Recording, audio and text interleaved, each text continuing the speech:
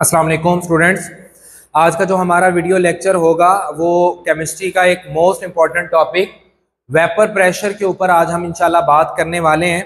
उम्मीद है कि आपने प्रीवियस लेक्चर जो हैं वो देखे होंगे और प्रीवियस कॉन्सेप्ट को अपने क्लियर किया होगा।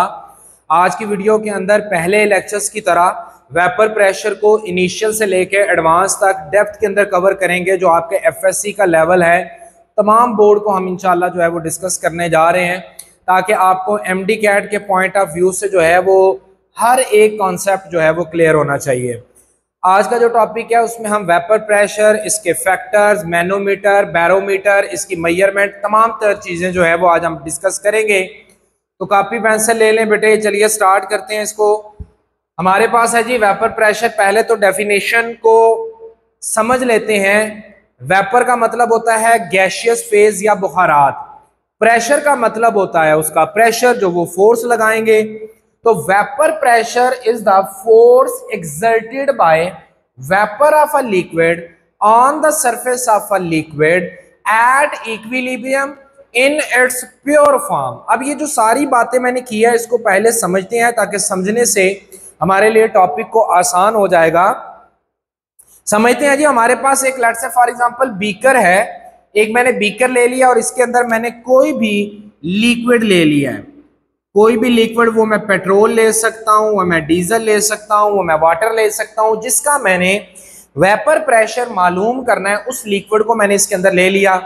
अब मैंने क्या किया कि इसको ना इवैक्यूएटेड कर दिया। इवैक्यूएटेड से मुराद क्या होता है कि ऊपर से क्लोज कर दो और यहाँ के जितने भी वेपर्स हैं, यहां पर भी तो वेपर मौजूद होंगे, उन वेपर्स को रिमूव कर दो।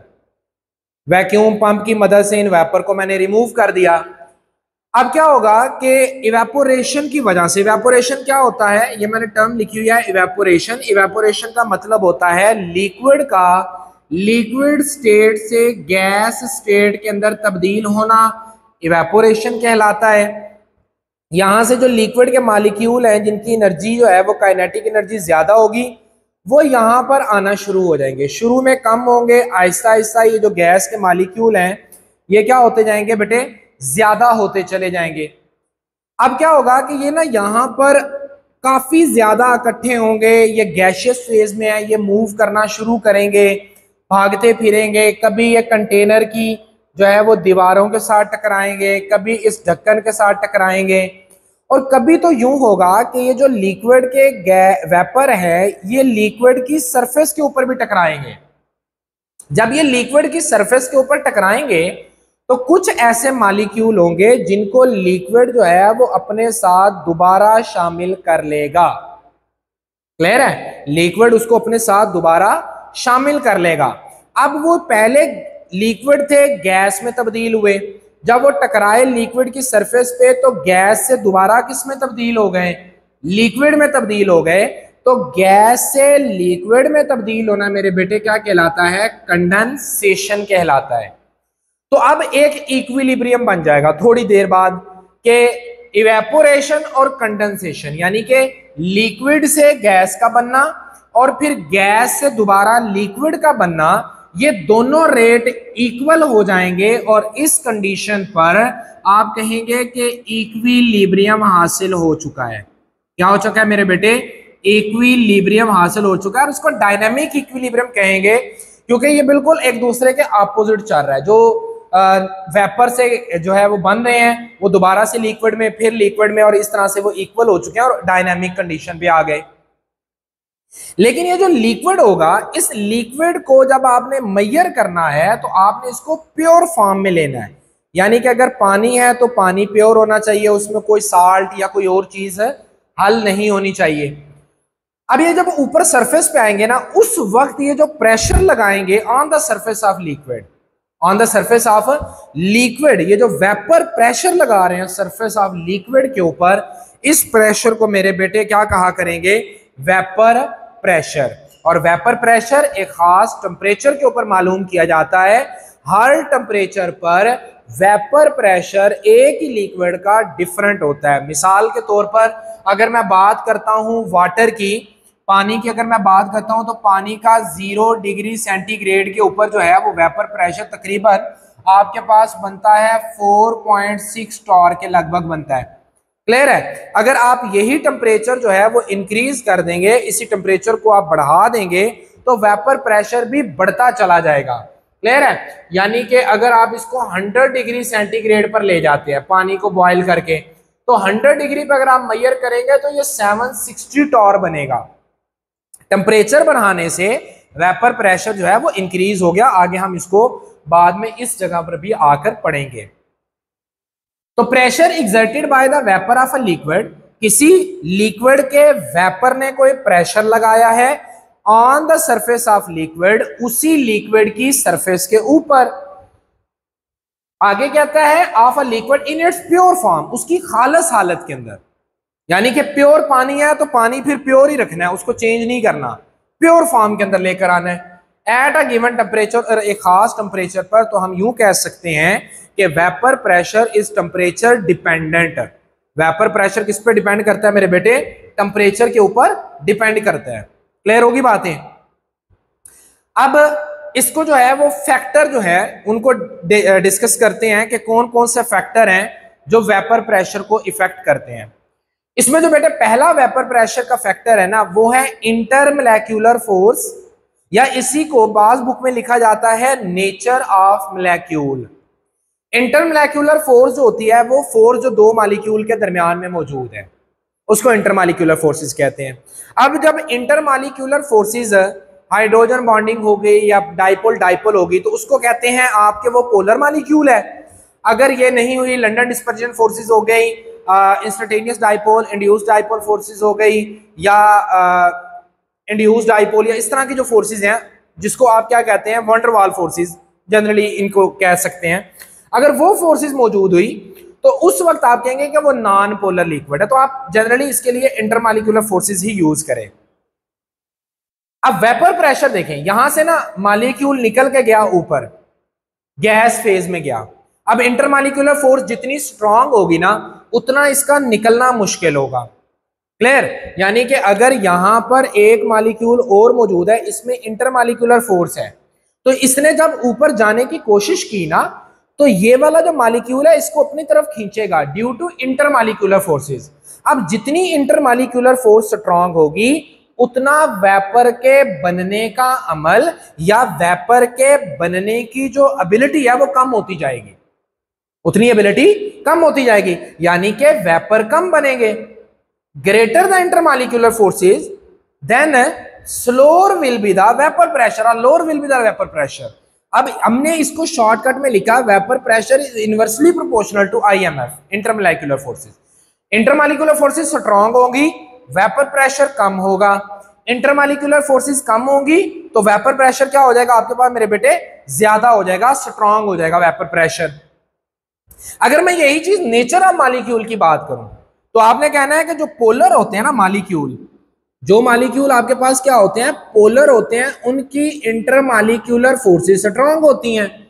और जो आपके पास नॉन पोलर होते हैं, उनकी इंटरमॉलिक्यूलर फोर्सेस क्या होती हैं मेरे बेटे? वीक होती हैं। तो पोलर का वेपर प्रेशर कम होता है। क्यों कम होता है? क्योंकि पोलर की जो फोर्स है ना, इंटरमॉलिक्यूलर फोर्सेस, वो स्ट्रांग है, उसके वेपर कम बनेंगे, प्रेशर भी कम होगा। इसकी मिसाल ले लेते हैं।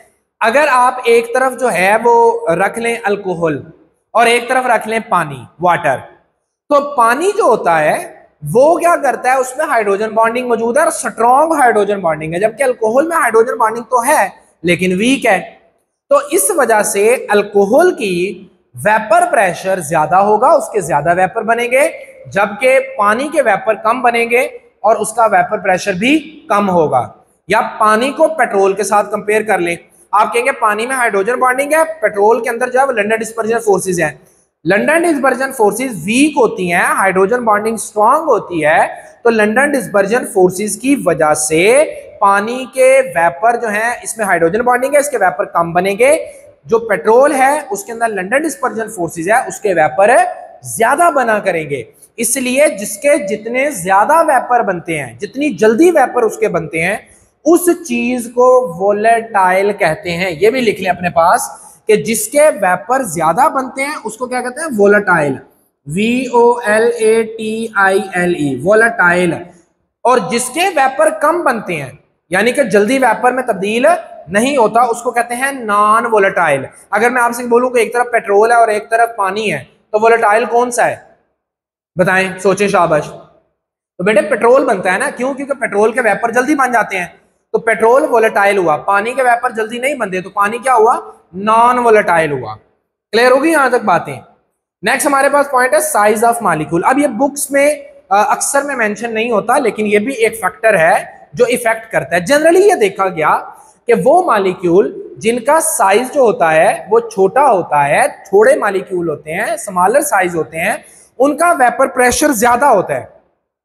मैंने जब आपको बताया था कि फैक्टर जो होते हैं इंटरमॉलिक्यूलर फोर्सेस को इफेक्ट करते हैं, वहां मैंने बताया था साइज ऑफ मॉलिक्यूल या साइज ऑफ एटम। मैंने कहा था कि जितना एटम का साइज ज्यादा होगा उतनी इंटरमॉलिक्यूलर फोर्सेस स्ट्रांग होंगी। तो जनरली ये देखा गया कि वो मॉलिक्यूल जिनका साइज बड़ा होता है उनका वेपर प्रेशर कम होता है। क्यों कम होता है? क्योंकि उनके दरमियान इंटरमॉलिक्यूलर फोर्सेस क्या होती हैं? स्ट्रांग होती हैं। क्लियर हो गया? तो vapour pressure is inversely proportional to the size of molecule. Greater the size of the molecule, smaller will be the value of vapour pressure, या if the smaller the size of molecule, greater will be the value of vapor pressure। इसकी मिसाल ले लें, ether है, ठीक है, या दूसरा आप ले लें अल्कोहल की कोई फैमिली ले लें। अल्कोहल में ना मैथनॉल और एथेनॉल है। मैथनॉल का वेपर प्रेशर ज्यादा है, उसका साइज छोटा है। एथेनॉल के अंदर वेपर प्रेशर कम है, उसका साइज बड़ा है।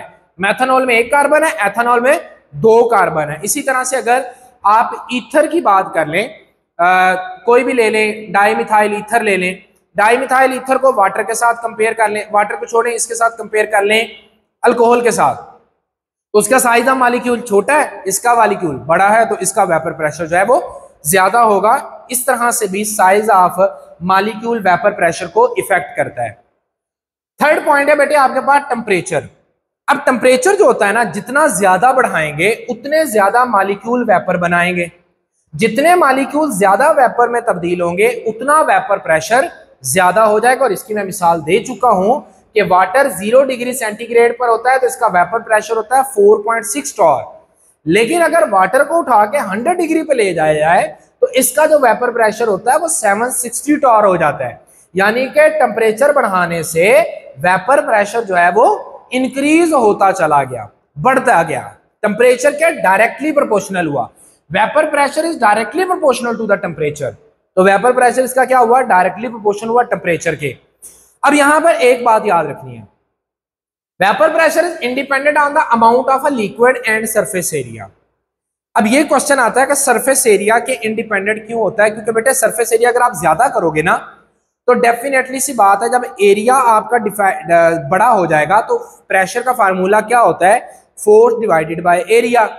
ठीक है, तो अब जितना आपने सरफेस एरिया ज्यादा किया उतने वेपर ज्यादा बने, लेकिन उतनी कंडेंसेशन भी ज्यादा हो रही है। सो ओवरऑल जब आप वैल्यू को ऐड करते हैं ना तो सरफेस एरिया कोई इफेक्ट नहीं देता। तो अगर आपसे पूछ लिया जाए कि why surface area do not effect the vapour pressure, आपने कहना है if you increase the surface area then definitely rate of evaporation as well as rate of condensation increases। overall there is a no effect of surface area on the vapor pressure। उसके ऊपर कोई effect overall नहीं डलेगा, constant हो जाएगी value. Similarly जो है वो amount of a liquid है वो भी इसको इफेक्ट नहीं करती। अमाउंट ऑफ लिक्विड ज्यादा ले लें कम ले लें है तो एक जैसा, इंटरमॉलिक्यूलर एक जैसी है, बिहेवियर एक जैसा है, इंटरमॉलिक्यूलर फोर्सेस को तोड़कर वेपर बनाने की एबिलिटी एक जैसी है, तो वो अमाउंट के ऊपर डिपेंड नहीं करता होता। नेक्स्ट बेटे हमारे पास आती है चीज, वो है मेजरमेंट ऑफ वेपर प्रेशर। अब अक्सर बुक्स के अंदर ये मेंशन होता है, टॉपिक अक्सर में नहीं होता। अगर आपकी बुक में नहीं है तो बेशक आप इसको क्विट कर दें, लेकिन अगर आप कर लें तो फायदेमंद है। फिजिक्स में भी आपको यूज हो जाएगा और वैसे भी इसके अंदर न्यूमेरिकल के अंदर भी आप इसको यूज करेंगे। मेजरमेंट दो तरह से की जाती है, एक यूज की जाता है बाय यूजिंग द बैरोमीटर और एक होता है बाय यूजिंग द मैनोमीटर। अब दोनों में ना फर्क है, थोड़ा सा फंक्शन सेम है। बैरोमीटर वैसे जो है ना वो एटमॉस्फेरिक प्रेशर को मेजर करने के लिए इंस्ट्रूमेंट का इस्तेमाल करते हैं, और मैनोमीटर जो होता है ये छोटा जो प्रेशर होता है ना, लोअर जो प्रेशर होता है, उसको मेजर करने के लिए इस्तेमाल होता है। लैब के अंदर जो प्रेशर मेजर करते हैं उससे मैनोमीटर, और एटमॉस्फेरिक जो प्रेशर होता है उसके लिए यूज किया जाता है बैरोमीटर। अब इसका तरीकेकार क्या, बैरोमीटर की डायग्राम ये आपने बनानी है। इसमें कैसे आपने वेपर प्रेशर को मेजर करना है। बैरोमीटर ना, ये जो बनी हुई एक ट्यूब है ना, ये होती है ग्लास की बनी हुई, शीशे की बनी हुई ट्यूब होती है, लंबी सारी होती है, और इसके ऊपर ना नंबरिंग लगी होती है, जिसको कहते हैं ग्रेजुएटेड होती है, नंबरिंग लगी होती है, डिफरेंट वैल्यू होती है 760 तक अमूमन हमने अभी वैल्यू रखी हुई है, 0 टू ऑनवर्ड 760 तक। ये जो नीचे टब होता है ना, ये जो टब है इसको कहते हैं मरकरी पूल। मरकरी का सिंबल होता है Hg, तो इसको मैं क्या कहता हूं, मरकरी पूल, यानी कि मरकरी का ये एक तालाब हो गया। अब जिसका आपने वेपर प्रेशर मेजर करना है ना, अलबत्ता पहले आप इसको ना यूं इसके अंदर डिप करेंगे। अब होता क्या है कि एटमॉस्फेरिक प्रेशर यहां पर लगता है मरकरी की सरफेस पे, इधर से भी और इधर से भी। उसकी वजह से ये जो मरकरी होता है ना अंदर, ये इस कॉलम के ऊपर चढ़ना शुरू कर देता है। बिल्कुल चढ़ते चढ़ते ये तकरीबन इस हाइट पे आ जाता है 760, जिसको हम कहते हैं 180 m। इससे हमें वैल्यू पता लगी एटमॉस्फेरिक प्रेशर की। अब आपने क्या करना है कि इसको ना, जो ट्यूब है इसको निकाल लेना है। निकाल लिया, जिस चीज का आपने लिक्विड मेजर करना, फॉर एग्जांपल ये ट्यूब आ गई मेरे पास, और मैंने इसको ये नीचे से जो ओपन एंड है ना, उसको ऐसे सीधा कर लिया, नीचे से ये बंद है, ऊपर से खुला हुआ है। अब जिस चीज का आपने लिक्विड का टेम्परेचर वेपर प्रेशर मेजर करना है, हमने क्या, vapour pressure is independent of amount of a liquid. बेशक एक ड्रॉप ही सही डाल दो पानी का, अगर आपने वेपर प्रेशर मेजर करना है तो आप पानी को लेंगे और पानी को आप इसके अंदर ड्रॉप के अंदर इस तरह से अंदर डाल देंगे। पानी की जो डेंसिटी होती है ना, वो बेटे तकरीबन जितने भी हम वेपर इस तरीके से मेजर करते हैं ना, उन्हीं लिक्विड का करते हैं जिनकी डेंसिटी ज्यादा होती है। अब मैंने इसको ट्यूब को सीधा किया हुआ है, पानी जब मैंने डाला ना, तो पानी मरकरी में से होते होते बिल्कुल नीचे चला जाएगा, चला गया। अब आप इसको वापस अंगूठा रखें, अंगूठा रख के इस मरकरी के पूल के अंदर वापस डिप कर दें, डिबो दिया, और इसको छोड़ दें कुछ टाइम के लिए। आप देखेंगे कि जो यहां पर आपने लिक्विड लिया है ना, अभी वाटर लिया था आपने, ये साइडों के टेम्परेचर से वेपर में तब्दील होने लग जाएगा। अगर आप इसका टेम्परेचर फिक्स कर दें 25, तो फिर भी आपकी मर्जी है, लेकिन इसमें तब्दील होना है वेपर में। जब ये वेपर में तब्दील होगा ना, तो ये क्या करेगा, ऊपर से प्रेशर लगाएगा, ऊपर से क्या करेगा, प्रेशर लगाएगा, और वो प्रेशर लगाकर ये जो अंदर मरकरी चढ़ा हुआ था ना, उसको नीचे को पुश करेगा। मिसाल के तौर पर पहले मरकरी की वैल्यू कितनी थी, 760 थी, क्लियर है। तो इसने 760 से कम ही करना है ना, तो फॉर एग्जांपल इसने प्रेशर लगा के, मिसाल के तौर पे फर्जी वैल्यू ले रहा हूं, ये जो मरकरी का कॉलम है ये यहां पर आ गया, और यहां पर वैल्यू होगी 750। तो आपने 750 की, तो दोनों में से माइनस करके कितना टेम्परेचर, इसका प्रेशर बनेगा 10 टॉर। कितना बन गया, 10 टॉर। तो बैरोमीटर की मदद से अगर आपने वेपर प्रेशर निकालना है तो आप इस तरह से निकालते हैं। अगेन रिवाइज कर रहा हूं, आपने क्या किया कि बैरोमीटर को लिया, एक ट्यूब पे मुश्तमिल होता है जिसके ऊपर डिफरेंट नंबरिंग लगी होती है, जैसे थर्मामीटर पे होती हैं। इसी तरह की नंबरिंग इसकी 760 तक जाती है। एक एंड इसका क्लोज होता है, एक एंड ओपन होता है। जो ओपन एंड होता है उसको मरकरी के पूल के अंदर डबो देते हैं, साइडों से एटमॉस्फेरिक प्रेशर लगता है, तो मरकरी इस कॉलम के अंदर ऊपर तक चढ़ जाता है। और कहां तक जाता है बेटे, 760 तक। जब ये 760 तक जाता है तो आपने इसके हाथ अंदर डाल के ग्लव्स की इस्तेमाल करना है, क्योंकि मरकरी जो होता है ये अगर आपकी बॉडी में चला जाए तो कैंसर भी कर सकता है। आपने क्या करना है कि इसको जो है वो फिंगर रख लेनी है, अंगूठे से बंद करके बाहर निकाल के सीधा कर लेना है। जिस लिक्विड का आपने क्या करना है, वेपर प्रेशर निकालना है, उसके कुछ ड्रॉप इसको ऊपर से डाल देने हैं। उसकी डेंसिटी ज्यादा होती है, वो अंदर से गुजरता गुजरता नीचे चला जाएगा। दोबारा से आपने अंगूठा रखना है और इसको जो है वो इसके अंदर डिप कर देना है। जिस टेम्परेचर पे आपने वेपर प्रेशर रखना है, फॉर एग्जांपल आप 25 डिग्री पे वेपर प्रेशर मेजर करना चाहते हैं, तो आपने साइडों का टेम्परेचर 25 पे फिक्स कर दिया और देखा कि ये थोड़ी देर बाद वेपर बनेगा, तो ये कॉलम की जो लेंथ है ना वो डिक्रीज होगी, क्योंकि ऊपर इसके जो वेपर बनेंगे वो मरकरी को पुश करेंगे, मरकरी का कॉलम को धक्का देंगे। उसकी वैल्यू 760 से मिसाल के तौर पर कम होके 750 आ गई, तो आप इससे 760 माइनस 750 कर देंगे, जो वैल्यू आएगी वो इस लिक्विड का वेपर प्रेशर हो जाएगा। ये तरीका है बैरोमीटर को यूज करने का। अब आते हैं मैनोमीटर को कैसे यूज करते हैं। मैनोमीटर को बेटा यूज करने का तरीका ये भी यहां से एक्चुअल में इंस्ट्रूमेंट स्टार्ट होता है। इसमें भी वही मरकरी भरा होता है। मैं यहां पर कहता हूं कि ये सारा मरकरी भरा हुआ है। इसमें दोनों लिम्स होती हैं, इसकी दो लिम्स होती हैं, दो टांगे होती हैं। एक ये वाली टांग है और एक ये वाली टांग है। ये दो जो टांगे होती हैं इसमें पूरा मरकरी भरा होता है और दोनों साइड पर मरकरी का जो प्रेशर होता है, मरकरी की जो हाइट होती है वो इक्वल होती है दोनों साइडों पर। जिस लिक्विड का आपने वेपर प्रेशर निकालना है उस लिक्विड को एक जो है वो आप फ्लास्क के अंदर ले लें, फ्लास्क में लेकर उसको यहां पर रख लें। नीचे जो है वो आप एक थर्मोस्टेट ले लें। थर्मोस्टेट ऐसा इंस्ट्रूमेंट होता है मेरे बेटे जिसके अंदर क्या होता है कि टेम्परेचर को बढ़ाया भी जा सकता है, कम भी किया जा सकता है। आपने क्या किया कि यहां पर ना इसकी जो ओपनिंग है वो इसके अंदर डाल दें। एक वाल यहां पे लगा होता है, एक वाल यहां पे लगा होता है। इसको मैं कह देता हूं ये मेरा वाल नंबर ए है, ये मेरा वाल बी है। एक मेरा वाल ए हो गया, एक मेरा वाल बी हो गया। मैंने पानी ले लिया, मैं पानी का ही वेपर प्रेशर निकालना चाह रहा हूं। मैंने पानी को यहां पर ले लिया। पानी को लिया तो इसमें थर्मोस्टेट में ना 0 डिग्री सेट करना है ताकि पानी एक बार जम जाए अच्छी तरह। जब पानी जम गया तो मैंने क्या किया कि वाल बी को क्लोज कर दिया, वाल ए को ओपन करके यहां पर लगाया वैक्यूम पंप। ये वेपर प्रेशर के लिए नहीं, ये वैक्यूम पंप है। वैक्यूम पंप ने जितने भी ऊपर वेपर थे ना उन वेपर को बाहर खींच लिया। फिर मैंने वाल ए को क्लोज किया, थर्मोस्टेट से दोबारा से बर्फ को पानी में तब्दील किया हीट करके। फिर जो उसमें वेपर बनेंगे वो जो सॉलिड होती है ना बर्फ, ऐसे आपको पता है 9% वॉल्यूम इंक्रीज होता है तो बर्फ के मॉलिक्यूल ऐसे होते हैं, इसके दरमियान में गैस ट्रैप हो जाती है, फंस जाती है। जब आप मेल्ट करेंगे जो गैस होगी वो बाहर निकल जाएगी, ठीक है, और ये लिक्विड में बन गया। अब फिर अगेन इसको जमा दें, ठीक है। जो वेपर अंदर फंसे हुए थे वो वेपर यहां पर आ गए, पानी अगेन जम गया, फ्रीज हो गया, आइस में तब्दील हो गया। फिर वाल ए को निकालें, फिर ये वेपर निकालें और इस तरह 4-5 बार करें ताकि जितने भी इसमें वेपर छुपे हुए हैं या बर्फ के अंदर जम गए थे वो सारे के सारे बाहर निकल आए। जब वो मेरे बेटे बाहर निकल आएंगे फिर आपने वाल ए को बंद कर देना है। फॉर एग्जाम्पल आप 50 डिग्री सेंटीग्रेड पर जो है वो टेम्परेचर रखते हैं थर्मोस्टेट में और 50 डिग्री पे आप वेपर बनते हैं।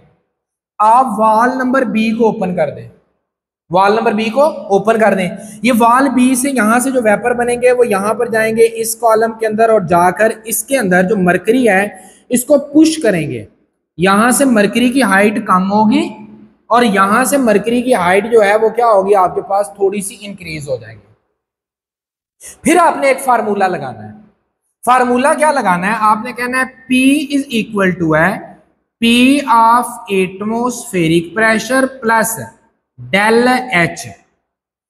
इसमें P जो है वो वेपर प्रेशर है, P एटमॉस्फेयर का प्रेशर है जो यहां से लग रहा था, और ये जो डेल H है ये जो हाइट डिफरेंस आया है ना यहां से लेकर यहां तक, कॉलम में, लिम्ब में, टांग में, इस टांग में जो हाइट का डिफरेंस आया मरकरी की उसकी वैल्यू, फॉर एग्जांपल वो वैल्यू x है तो आप कहें P इज इक्वल टू है एटमॉस्फेरिक प्रेशर, यहां पे बेशक रख लें आप, या वो उसकी वैल्यू पुट कर दें 1 प्लस और x की हाइट आप जो है वो निकाल लें।